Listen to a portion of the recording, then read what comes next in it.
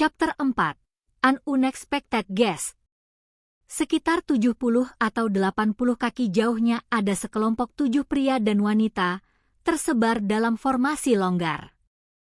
Mereka mengenakan pakaian dari kulit abu-abu dan semuanya membawa tas dan karung.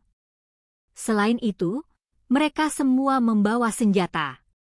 3 orang membawa busur dan anak panah, 2 orang membawa pedang. Senjata-senjata itu diikatkan di punggung mereka tetapi siap digunakan kapan saja. Salah satu dari mereka, yang berdiri sendirian di tengah formasi longgar mereka, mengenakan sarung tangan pertarungan. Orang yang berbicara dengan suara aneh itu adalah seorang pria jangkung dan kekar yang membawa kapak perang. Dia yang paling dekat dengan Su Qing. Bekas luka melintang di wajahnya yang tampak kejam, dan dia memiliki janggut lebat. Matanya berkilauan dengan kejam, dan dia menyeringai jahat saat dia berjalan ke depan. Su Qing melihat semuanya dengan sekali pandang. Mengingat cara mereka berdiri dengan santai, dia mendapat kesan bahwa mereka biasanya tidak bekerja sama, melainkan bekerja sama untuk sementara demi kenyamanan. Su Qing tidak kesulitan menentukan siapa orang-orang ini. Mereka semua pemulung. Tidak ada kekurangan pemulung di Phoenix Selatan. Kebanyakan dari mereka adalah orang-orang kejam yang tidak punya dasar. Dan mereka menjalani kehidupan di mana yang lemah menjadi mangsa yang kuat. Karena hujan darah di wilayah terlarang telah berhenti, penghalang yang mengelilinginya telah terbuka, menarik orang-orang ini ke sini. Wilayah terlarang itu berbahaya bahkan bagi mereka. Tapi mereka adalah orang-orang yang hidup di ujung pisau, dan oleh karena itu, sumber daya yang tersedia untuk diambil di sini terlalu menarik. Hampir semua hal di kota ini telah terinfeksi, namun masih ada barang-barang berharga yang harus diambil. Pikiran berputar, Su Qing berbalik dan bersiap untuk melarikan diri. Namun, melihat itu, mata pria kekar itu menjadi lebih kejam, dan seringainya berubah menjadi haus darah. Mencoba lari? Aku suka membantai anak nakal sepertimu. Saya yakin Anda memiliki banyak jarahan di karung Anda itu. Anak ini milikku, Sersan Thunder. Mata pria kekar itu memancarkan keganasan luar biasa yang membuat kapal perangnya yang besar semakin mengintimidasi. Melangkah ke depan, dia mengangkat kapak di tangan kanannya dan melompat ke arah Su Qing. Kapak itu bersiul di udara saat mendekat. Pria kekar itu kuat dan cepat. Tapi Su Qing lebih cepat. Saat kapak itu sepertinya akan mengenainya, dia melompat ke samping. Kapak itu melintas tepat di depan wajahnya, angin menyapu rambutnya hingga memperlihatkan matanya yang dingin dan seperti serigala. Su Qing terjatuh, dan bukannya melarikan diri, dia malah menembak balik ke arah pria kekar itu. Saat itulah tusuk besi hitamnya tiba-tiba muncul di tangannya. Mengambil keuntungan dari fakta bahwa dia lebih pendek dari lawannya, dia melompat, menusukkan tusuk sate ke arah dagu pria yang lebih tinggi. Semuanya terjadi terlalu cepat. Beberapa saat yang lalu, Su Qing yang tampak lemah membuatnya tampak seperti ingin melarikan diri, sehingga mudah untuk menyembunyikan serangannya. Dan kini, pria kekar itu tiba-tiba dilanda perasaan krisis yang mematikan. Konon, dia punya banyak pengalaman. Terlihat kaget, dia menerjang ke belakang dan memalingkan kepalanya dari tusuk besi. Meski begitu, tusuk sate itu mengenai dagunya, membuat sayatan besar. Sebelum pria itu sempat marah, tangan kiri Su Qing terangkat dari pahanya dengan belati di dalamnya. Saat pria kekar itu bersandar, Su Qing menjatuhkan diri dan menusukkan belati ke kaki kanan pria itu. Suara poof mengiringi penusukan belati ke dalam sepatu kulit, menembus daging dan darah, dan ke tanah berlumpur di bawah. Wajah pria kekar itu berubah ketika rasa sakit melanda dirinya, dan dia menjerit kesakitan. Kemudian, sebelum dia dapat melakukan serangan balik, Suking yang gesit menari mundur, menyelinap ke balik bagian tembok yang runtuh, dan berjongkok untuk bersembunyi, menunggu untuk melihat apa yang akan terjadi selanjutnya. Cahaya api berkedip-kedip, sehingga mustahil untuk melihat ciri-cirinya dengan jelas. Namun, ekspresi wajahnya yang seperti serigala terlihat jelas, dan dengan kewaspadaan dan keganasan dia memelototi para pemulung. Semuanya terjadi begitu cepat, dan Suking sendiri tampak sangat muda dan lemah, sehingga pemulung lainnya tidak punya waktu untuk bereaksi sebelum dia menghilang dari pandangan. Sekarang, mereka melihat sekeliling dengan ganas, dan ketiga orang yang memegang busur itu melotot dengan tatapan yang sangat tajam. Adapun Suking, dia tetap bersembunyi, tidak peduli untuk melihat pria yang menjerit-jerit yang dia tusuk kakinya. Melihat melewati ketiga pemanah, dia mendapati tatapannya tertuju pada orang yang berada di tengah-tengah kelompok, orang yang memakai sarung tangan bertarung. Dia sudah tua, dan meskipun dia berpakaian mirip dengan yang lain, matanya tampak lebih tajam. Terlebih lagi, Suking bisa merasakan fluktuasi kekuatan roh pada dirinya. Mengingat di mana lelaki tua itu berdiri, dan cara orang lain secara naluriah memandangnya, Suking bisa menebak dengan baik siapa dia. Orang tua ini adalah pemimpin kelompok pemulungnya. Saat Suking memandangnya, lelaki tua itu menoleh ke belakang, matanya berkedip-kedip dengan tatapan aneh. Sesaat kemudian, lelaki tua itu mengalihkan pandangannya ke api dan asap, dan ekspresi penuh perhatian muncul di wajahnya. Sementara itu, pria kekar itu mencabut belati dari kakinya dan, dengan mata berkobar karena amarah, mulai berlari menuju Suking. "Dasar bocah," dia berteriak. "Aku akan membunuhmu." Mata Suking menyipit saat dia bersiap untuk mengambil tindakan. Sebelum dia sempat melakukannya, lelaki tua itu berbicara dengan suara tenang. "Cukup." Nada suaranya mengandung otoritas yang mengintimidasi sehingga pria kekar itu segera berhenti di tempatnya dan kembali menatapnya. Sersan Guntur. Anak ini mungkin yang selamat dari daerah kumuh. Dewa di atas membiarkannya hidup, jadi mundurlah. Ayo pergi. Tapi, kata pria kekar itu, jelas tidak ingin meninggalkan masalah itu begitu saja. Sejauh yang dia tahu, dia ceroboh. Jika dia terus menyerang, hanya perlu beberapa detik baginya untuk mematahkan leher Suking. Namun, sebelum dia dapat melanjutkan argumennya, lelaki tua itu memandangnya dengan santai. "Apakah kamu benar-benar akan membalasku?" Pria kekar itu berusaha mendapatkan kembali ketenangannya sebelum menundukkan kepalanya. Saat dia melakukannya, matanya beralih ke Suking yang bersembunyi di balik dinding, dan niat membunuh murni muncul di wajahnya. Kemudian dia berbalik dan tertatih-tatih kembali ke arah Sersan Thunder. Merasakan niat membunuh pria itu, Suking terus mengawasi para pemulung saat mereka pergi. Mereka hanya berjalan sekitar 30 kaki. Kemudian Sersan Thunder berhenti dan melihat dari balik bahunya. Sulit untuk mengatakan apakah dia sedang melihat Suking atau mayat yang terbakar. Apapun yang terjadi, dia berkata, "Nak, apa Anda mau ikut dengan saya?" Suking tercengang. Terlebih lagi, tidak salah lagi kalau lelaki tua itu mengatakan, "Aku," dan bukan "kita."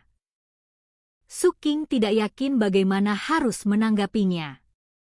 Namun, ketika dia melihat ke arah kelompok itu, dia menyadari bahwa Sersan Thunder tidak mendesaknya untuk mendapatkan jawaban. Faktanya, dia hanya berdiri di sana dengan sabar. Sekitar 10 napas waktu berlalu, memungkinkan Suking memeriksa kelompok itu, termasuk Sersan Thunder dan pria kekar yang dia tikam. Mata Suking berkilauan dengan cahaya aneh. Kemudian dia perlahan berdiri dan, tanpa sepatah kata pun, mulai berjalan menuju para pemulung. Melihat itu, Sersan Thunder tersenyum, berbalik, dan terus berjalan. Yang lain dalam kelompok itu menatap tajam ke arah Suking, lalu mengikuti lelaki tua itu. Begitu saja, Suking bergabung dengan para pemulung saat mereka mencari barang-barang berharga di seluruh kota. Tak lama kemudian, dia mengetahui bahwa pria kejam yang dia tikam itu dikenal dengan julukan kerbau kejam. Dalam banyak kesempatan, Cruel Ox memandang Suking dari atas ke bawah, ekspresi menyeramkan di matanya. Namun, pria itu jelas memiliki pengendalian diri, dan dia tidak pernah melakukan tindakan gegabah. Dia jelas sedang menunggu saat Sersan Thunder tidak ada. Lalu dia akan menyerang Suking. Dan dia tampak sangat yakin akan mendapatkan kesempatan itu. Sambil memikirkan situasinya, Suking sadar bahwa kerbau kejam jelas merupakan orang yang rakus. Saat itulah Suking mulai memanfaatkan pengetahuannya tentang kota untuk membantu para pemulung. Bertindak sangat patuh, Suking membantu mereka menemukan barang-barang yang lebih berharga daripada yang bisa mereka miliki sendiri dan lebih cepat dari biasanya. Cruel Ox benar-benar serakah. Bahkan setelah mendapatkan begitu banyak jarahan hingga melampaui batas berat normalnya, dia masih menginginkan lebih. Meski terluka, dia mencari dengan lebih antusias dibandingkan yang lain, dan bebannya semakin berat. Pada awalnya, hal itu tidak membuat banyak perbedaan. Namun seiring berjalannya waktu, bahkan kekuatannya yang luar biasa pun melemah, dan dia mulai merasa sangat lelah. Sementara itu, Suking dapat merasakan bahwa Sersan Thunder mempunyai niat baik. Jadi dia tidak mencoba memikat para pemulung ke distrik berbahaya di sekitar istana hakim kota. Saat malam tiba, rombongan berangkat dan mendirikan kemah di tempat yang dulunya merupakan daerah kumuh di luar kota. Mereka bekerja dengan mudah untuk mendirikan 6 tenda yang hanya berupa terpal yang digantung di atas tanah kosong. Kedua pengguna pedang berbagi salah satu tenda, dengan sisa tenda masing-masing ditugaskan untuk 1 orang. Mereka menyebarkan bubuk di sekeliling camp untuk membentuk perimeter, dan mulai membakar dupa juga. Saat langit menjadi gelap, dan suara lolongan terdengar di kota, para pemulung memasuki tenda mereka. Satu-satunya pengecualian adalah Sersan Thunder, yang memandang Suking berdiri di samping. Orang tua itu mengeluarkan kantong tidur dan melemparkannya. Dupa mengusir binatang mutan, Sersan Thunder menjelaskan, dan bubuknya mengusir kotoran. Mengingat seberapa banyak Anda membantu kami hari ini, Cruel Ox tidak akan menimbulkan masalah apapun. Kamu aman di sini. Dengan itu, lelaki tua itu memasuki tendanya. Suking tidak mengatakan apapun. Setelah Sersan Thunder memasuki tenda, dia meringkuk di dalam kantong tidurnya. Namun, dia tidak menutup resletingnya sepenuhnya. Sebaliknya, dia tetap membuka celah agar dia bisa mengawasi tenda. Raungan itu berlanjut hingga larut malam, semakin intens sepanjang waktu. Dan tangisan para grue bergema, menciptakan suasana yang benar-benar menakutkan. Dari kelihatannya, tidak ada seorang pun yang berniat keluar dari tempat perlindungan malam mereka yang aman. Kecuali Suking. Dia berbaring di kantong tidurnya dengan mata terbuka, tidak bergerak, sepertinya menunggu sesuatu. Waktu berlalu, hingga saat itu tengah malam, saat kebanyakan orang tertidur lelap. Saat itulah Suking perlahan merangkak keluar dari kantong tidurnya. Dia bergerak dengan sangat hati-hati agar tidak menimbulkan suara apapun. Raungan dan tangisan di kota bergema di telinganya, namun sepertinya hal itu tidak mempengaruhi mentalnya. Perlahan tapi pasti, dia merangkak melintasi tanah menuju tenda Cruel Ox. Dia tidak bisa membiarkan potensi bencana terjadi di sekitarnya. Tidak masalah jika itu hanya potensi bencana, mereka harus dilenyapkan secepat mungkin. Dia telah menumpahkan darahnya sendiri untuk mempelajari pelajaran itu dengan susah payah ketika dia tinggal di daerah kumuh. Dan itu juga satu-satunya alasan dia memutuskan untuk ikut bersama para pemulung. Terlebih lagi, alasan dia begitu membantu, dan alasan dia menemukan begitu banyak jarahan untuk Cruel Ox, adalah untuk memastikan pria itu kelelahan dan lengah. Itu juga alasan dia bertindak begitu patuh. Itu semua untuk momen ini, momen di mana dia mengambil tindakan. Mata Suking tenang saat dia perlahan mendekati tenda. Sesampainya di sana, dia tidak terburu-buru masuk. Sebaliknya, dia berjongkok di luar dan menghabiskan waktu lama hanya mendengarkan. Dia mendengar suara dengkuran. Dan itu dipertahankan, bahkan mendengkur, jelas tidak palsu. Dengan mata menyipit, dia mengeluarkan tusuk besinya dan dengan hati-hati membuat lubang di tenda. Lalu dia perlahan masuk. Di dalam gelap, tapi dia masih bisa melihat sapi kejam terbaring tertidur di sana. Mengingat beban yang dipikul pria itu sepanjang hari, dan luka-lukanya, dia jelas-jelas tersapu habis. Karena dia adalah seorang ahli yang sangat kuat, Cruel Ox tidak mungkin bisa menduga bahwa pemuda yang sedang menjilat tadi, di hadapan semua pemulung lainnya, akan menimbulkan ancaman di malam hari. Dan tentu saja, dia tidak menyangka ada tamu tak diundang di dalam tendanya. Saat Suking menatap Cruel Ox, matanya tampak setenang laut dalam. Dia beringsut mendekat sampai dia berada tepat di atas pria itu, lalu meletakkan tusuk satenya yang berkilauan tepat di tenggorokannya. Tanpa ragu-ragu, dia memasukkannya ke dalam. Dia bergerak dengan kecepatan dan kekuatan sedemikian rupa sehingga dia hampir merenggut kepalanya. Darah menyembur seperti air mancur. Rasa sakit yang luar biasa menyebabkan mata Cruel Ox terbuka, dan dia melihat wajah Suking yang tanpa ekspresi. Ekspresi tidak percaya dan teror muncul di Cruel Ox, dan dia berteriak. Namun, tangan kiri Suking tersentak dan menutup mulutnya sehingga dia tidak bisa mengeluarkan suara. Cruel Ox meronta-ronta, matanya melebar, tubuhnya mengejang. Tapi Suking memiliki cengkeraman yang buruk. Selanjutnya, dia mengangkat kakinya dan meletakkannya di tenggorokan Cruel Ox, mengerahkan lebih banyak kekuatan untuk menahannya di tempatnya.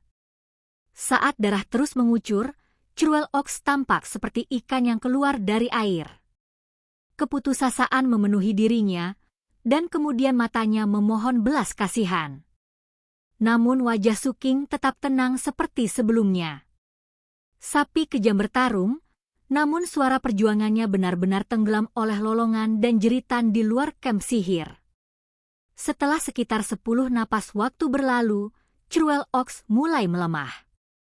Akhirnya, getaran melanda dirinya, dan dia terjatuh. Pada saat terakhir sebelum dia meninggal, ekspresi putus asa dan teror memenuhi matanya. Suking tidak langsung melepaskan cengkeramannya. Dia menunggu, memastikan pria itu benar-benar mati, sebelum menarik tangannya. Setelah menyeka darahnya, dia membuka karungnya. Dari dalam dia mengeluarkan kepala ular yang terbungkus kain. Dengan sangat hati-hati, dia menusuk kulit Cruel Ox dengan taring ular beludak itu. Saat racunnya menyebar, lepuhan hijau menyebar di kulit Cruel Ox, dan kemudian dia mulai larut. Setelah cukup waktu berlalu untuk membakar dupa, mayat itu hanyalah genangan darah yang perlahan meresap ke tanah berlumpur. Pada titik ini, Suking menegakkan tenda. Dia juga mengambil beberapa item Cruel Ox agar terlihat seperti dia tiba-tiba menghilang di tengah malam. Setelah semuanya selesai, dia meninggalkan tenda. Angin dingin meniupkan aroma darah dari dirinya saat dia melihat ke langit malam. Menghirup udara dingin dalam-dalam, dia perlahan kembali ke kantong tidurnya. Kembali ke dalam, dia akhirnya merasa bisa bersantai. Setelah menghilangkan ancaman tersebut, dia menutup matanya dan segera tertidur. Tentu saja, dia tetap memegang tusuk besinya erat-erat di tangannya. Malam berlalu tanpa insiden lebih lanjut. Keesokan paginya saat fajar, sinar matahari pagi pertama menyinari daratan, dan Suking membuka matanya. Dengan diam-diam keluar dari kantong tidurnya, dia dengan santai melirik tenda Cruel Ox. Matanya menyipit. Tenda Cruel Ox telah hilang. Hati Suking tenggelam, dan kewaspadaannya meningkat. Di saat yang hampir bersamaan, para pemulung lainnya mulai keluar dari tendanya, dan hal pertama yang mereka sadari adalah tenda yang hilang. Beberapa dari mereka mulai mencari-cari petunjuk, tetapi tidak ada satupun. Cruel Ox telah benar-benar lenyap, bahkan sampai ke tendanya. Mereka dengan cepat sampai pada kesimpulan bahwa dia menjadi serakah dan kembali ke kota untuk mencari lebih banyak barang jarahan. Dan meskipun ada alasan lain, dia jelas tidak meluangkan waktu untuk mengucapkan selamat tinggal. Selalu ada banyak alasan mengapa seseorang hilang di wilayah terlarang seperti ini. Ini adalah tim yang nyaman, dan Cruel Ox adalah satu-satunya serigala. Karena itu, pemulung lainnya tidak terlalu peduli dengan apa yang terjadi padanya. Adapun Suking, tidak satupun dari mereka yang menganggap bahwa dia mungkin ada hubungannya dengan hal itu. Dan karena mereka tidak punya alasan untuk menyelidikinya secara mendalam, mereka segera melupakan masalah tersebut. Namun, Sersan Thunder, setelah mengambil kembali kantong tidurnya, menatapnya dalam-dalam. "Apakah kamu masih akan ikut denganku?" Dia bertanya. Ada banyak arti dalam kata-kata itu. Suking tidak menjawab pertanyaan itu. Orang tua itu juga tidak berkata apa-apa lagi. Sebaliknya, dia berteriak pada pemulung lainnya untuk segera bergerak setelah matahari terbit. Suking berdiri di tempatnya, tidak yakin harus berbuat apa. Dia melihat kembali reruntuhan kota. Dia kembali menatap Sersan Thunder. Setelah berpikir sejenak, dia mulai mengikuti. 6 pemulung dan 1 anak berjalan, bayangan mereka terpampang jauh di belakang mereka oleh sinar matahari. Angin bertiup dari kejauhan, terisak dan mendesah. Saat mereka berjalan di bawah sinar matahari pagi, Suking mendengarkan obrolan para pemulung. "Inilah yang kamu sebut kesengsaraan dari dewa di atas. Seluruh kota musnah. Ada wilayah terlarang lain di dunia sekarang. Ini bukan apa-apa. Pernahkah Anda mendengar tentang kota besar di utara itu?"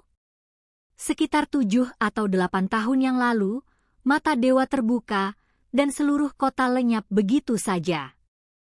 Sepertinya tidak pernah ada. Perlahan tapi pasti, mereka berjalan menjauh.